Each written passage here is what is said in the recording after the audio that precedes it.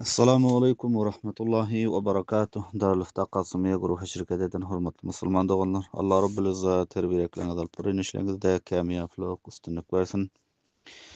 Allah Taala razy bolsun, ýagşy amalara tawfyk, gyman amallardan hifazat etsin. Dünýäniň her hytda we goşasynda bolsaňyzlar Allah subhanahu wa taala hifazatda saklasyn.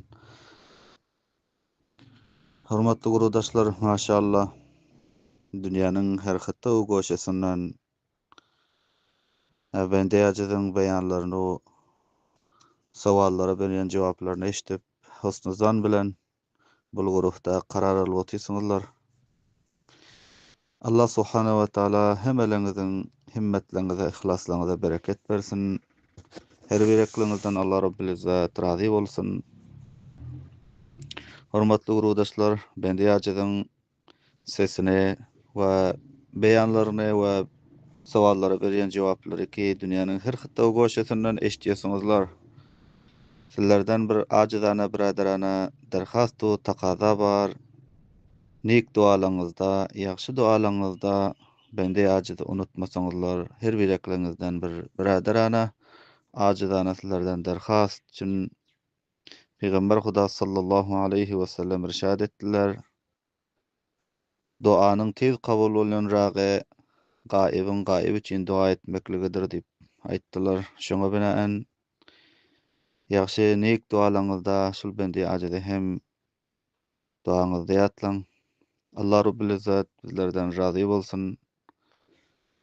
Allah subhanahu wa taala bizleriň amallarymyzdan riya, sum'a, şöhre bu zatlary uzak edip we bizleriň bul etýän köýüşimizi din irtibatda, şeriat irtibatda, fiqh Hanefiýanyň mesaillerini açyklap musulman doganlarymyza düşündirel diýip etýän köýüşimizi Allah taala berýän amallaryň jümlesinden aýlandyryp kıyamat günü nejatymyza baýy saýlandyrsyn.